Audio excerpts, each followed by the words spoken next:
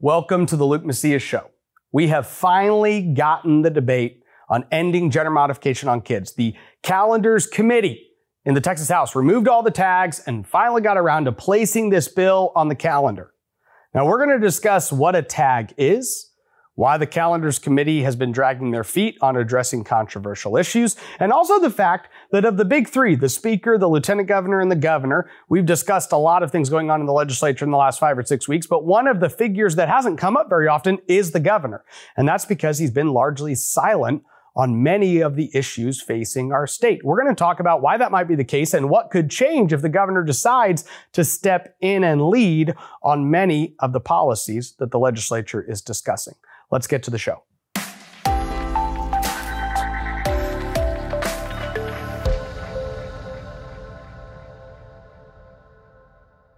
Last Thursday afternoon, I sent out a tweet. I said, breaking, Texas Legislative Calendars Committee unanimously tagged Senate Bill 14, refusing to place it on the May 1st calendar. They also opted against meeting Saturday. Looks like they continue to make sure that they, quote unquote, run out of time and pass Senate Bill 14 later in session to take up hours used to kill other bills. This tweet got more traction than normal. It got like 18,000 views, and I was called about it. I was texted about it. I got calls from Republican leaders, conservative activists. I had people calling me saying, I've had a conversation with this member of the legislature. This is what they're telling me. This is what they're telling me the Calendars Committee is saying. Some people who said, I talked to members of the Calendars Committee, and this is what they told me.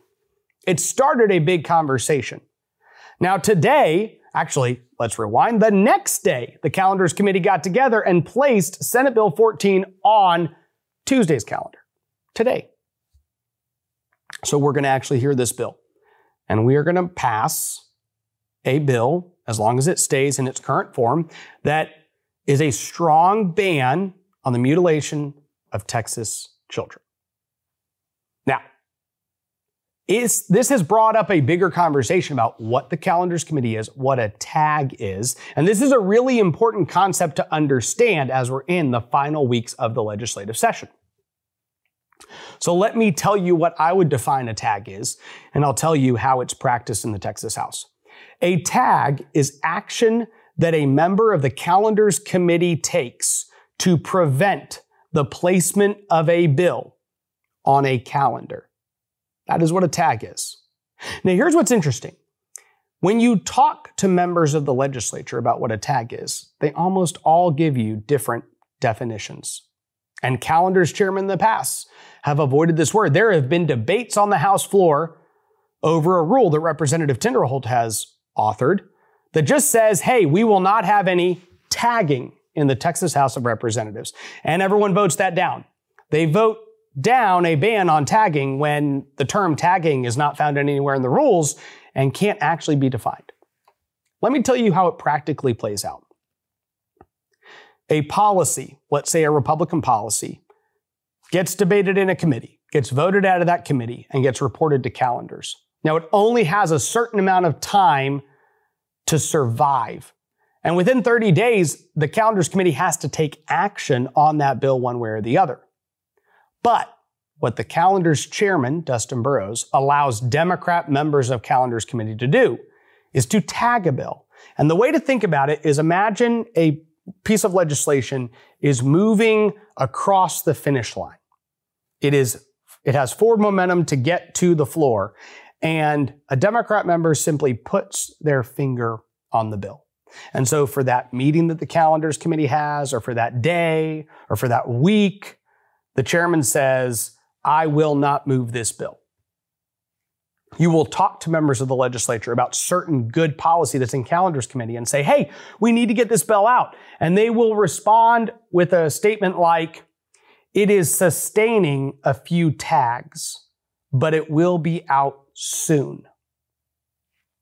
Now, there's no actual rule, which means that the Calendars Committee could take action at any time. And if you attend a Calendars Committee meeting, let me tell you what you would walk into. So if you attend any policy meeting in the Texas House, you would walk in and they would hear a bill and they would debate the bill and they would ask questions, and members would literally tell the chair, I'm concerned about this bill. And the chair might say, well, I think your concerns are invalid and here's why. And they'll ask the witness of Bill's questions. If you walk into a calendars committee meeting, they walk into the meeting, they sit down, and the chairman, Dustin Burrows, says, the chair recognizes Representative Patterson or Representative Guerin or Representative insert calendars committee member name to propose a calendar. And then he pulls up a list, which, by the way, is already printed. Everybody already knows. They're not deciding. They're not debating. He just says, Representative Guerin or Patterson moved to place the following bills on the calendar on major state. Boom, boom, boom, boom, boom. And each number gets listed. And then he says, resolutions, blah, blah, blah, blah, blah. Insert resolutions. And then he says, other general calendar items include, and he reads every single bill number, HB 123, HB 237, HB 376. When he finishes, he says, clerk will call the roll. And every single member of the room says, aye, aye, aye, aye, aye, aye. That's what happens. So understand, what happened last session is Representative Burrows got up and on the very last calendar that a gender modification ban could pass, he said, this is the motion that's made, and he read a long list. And at the very end of that list, at the very bottom of the calendar, where it was going to get killed and everyone knew it, was a ban on gender modification. And the whole room said, aye, aye, aye, aye, aye, aye. Why?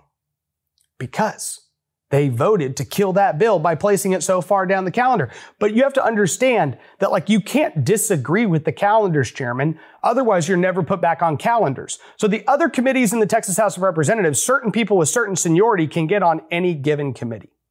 But calendars is 100% selected by the Speaker of the Texas House. If you ever in a calendars committee said, Mr. Chair, I disagree with the list you put out. Can I ask the person who's proposing this why that bill is so low or why this bill is not on the list? Everyone would literally act like you had just done the most offensive thing ever. And you definitely wouldn't be appointed to the calendars committee next session. A tag is something Republican leadership allows Democrats to do to slow down the process. And if a House bill is going to pass and go to the Senate to be considered, it has to pass the House by next Thursday. We are 9 days away. So Democrats are delaying as many things as humanly possible to hold up conservative policy. And Senate bills can only survive for another week or so, and so they need to keep as many Senate bills back as possible. Now, the Texas Senate literally got together and said, we know how this process works, and we need to get the good stuff out quickly. We need to get the good stuff out soon. And they passed all of these different Republican policies. And many of them are sitting in the Texas House.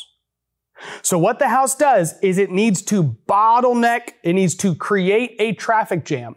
So the reason that last week, as the House was setting all these various calendars, they didn't set Senate Bill 14 is because if they had had the debate last Thursday or Friday, then it would have been done. And the gender modification ban would be going to the governor. So instead, they need to push it back.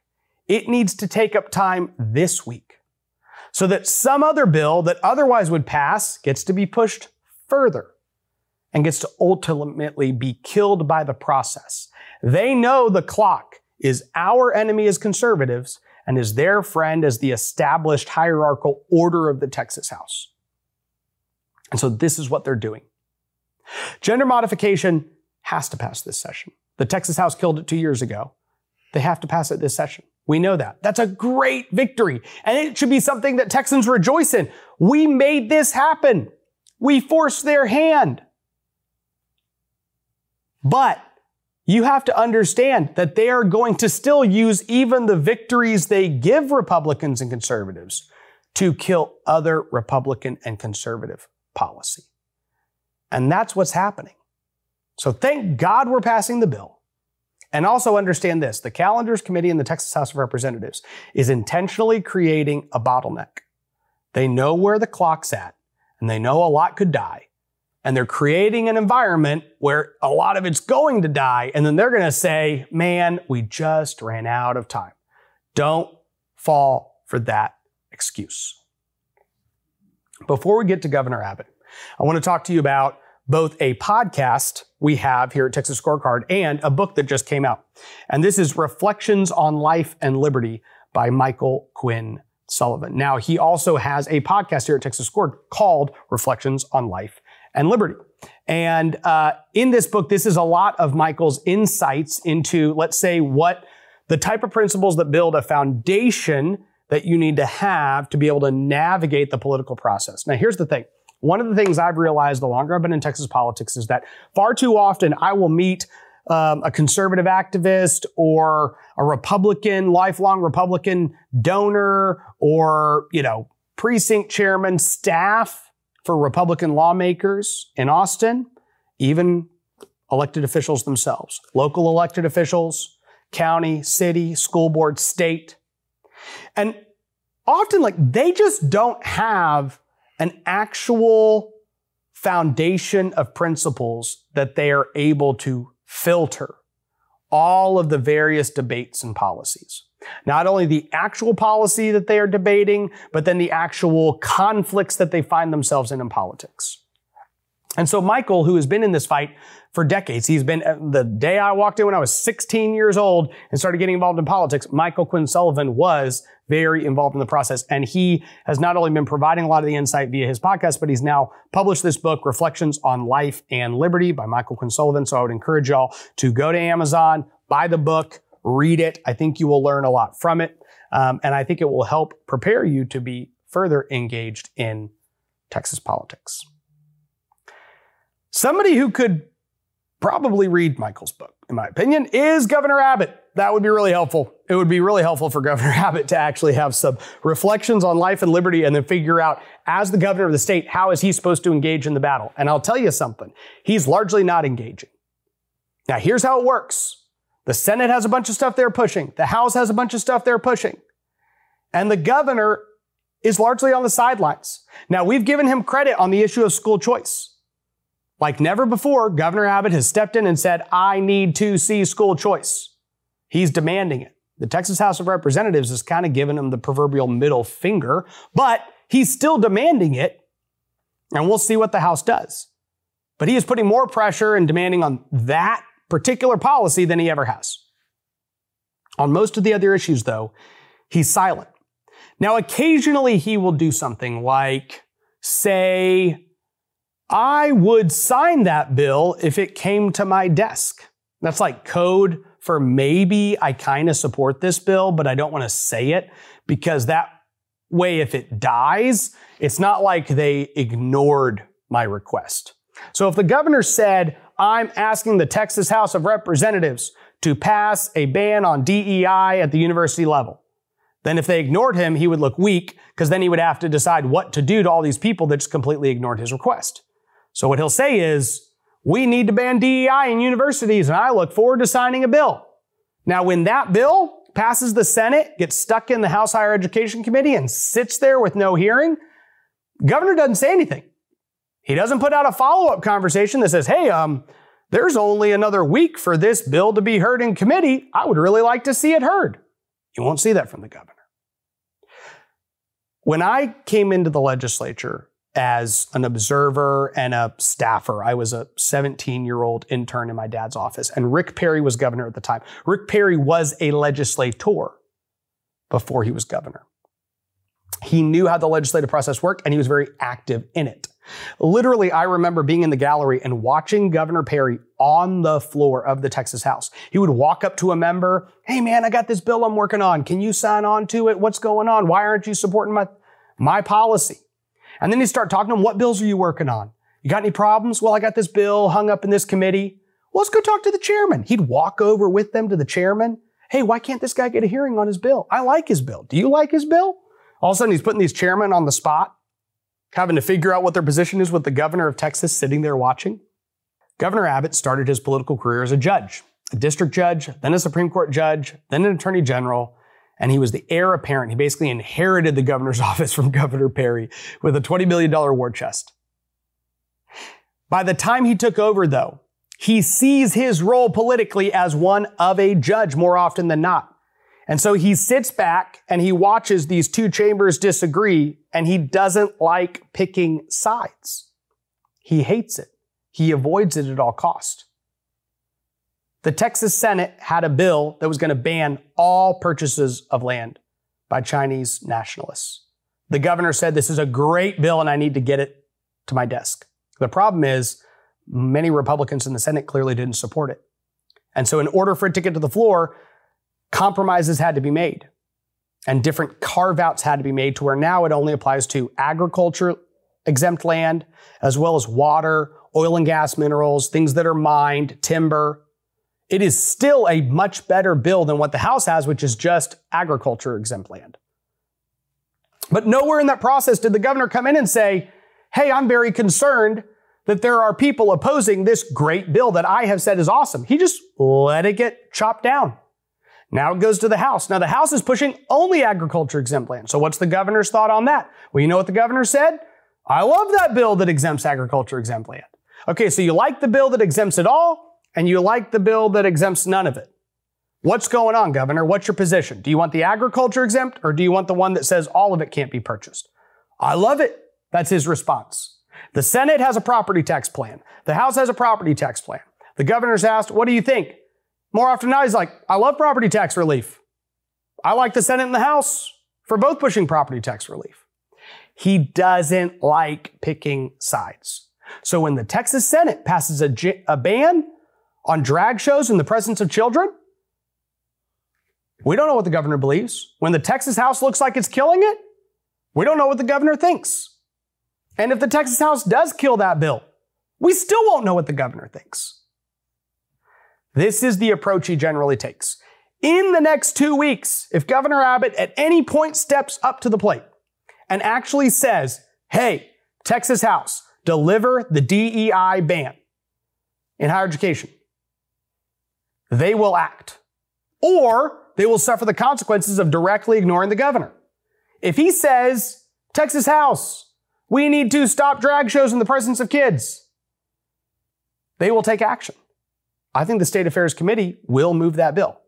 But if there's no major political figure coming in and demanding these type of actions be taken, then the Texas House is going to do what the Texas House does best, which is kill a significant amount of conservative policy while passing just enough. A lot of times they're passing bills this time that they maybe killed 2 years ago to cover. And then the new conservative policy that's shown up as of the war that we're in the last year or two, the Senate passes out and then the House kills it this time. And then with enough pressure, they might kill it next. They might pass it next time. That's the situation we're in. And if Governor Abbott decides to speak into that, he could have a very positive effect for Republicans and conservatives. And if he continues to stay on the sidelines as much as possible, it will negatively affect the outcome of the session as a whole. I, for one, hope that he decides to engage. And I'm very grateful that many of you are engaging. I get text messages, I get emails, I get calls all the time from Texans across the state.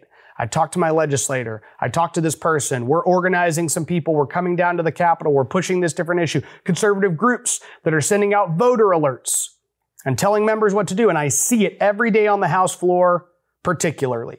Bills get delayed, amendments get added on, things get stymied. The conservative pushback that's happening in the legislative process is having a tangible effect. Numerous fights were had on the House floor that came down to 2, 3, 4, 5, 6, 7 votes on amendments that would have gutted great legislation, like HB 44, the Medicaid discrimination bill, which could be one of the biggest medical freedom wins in modern history. Or there was a great charter school bill that Glenn Rogers from Parker County, Palo Pinto County, Stevens County decided to try to gut with all the teacher unions and Democrats.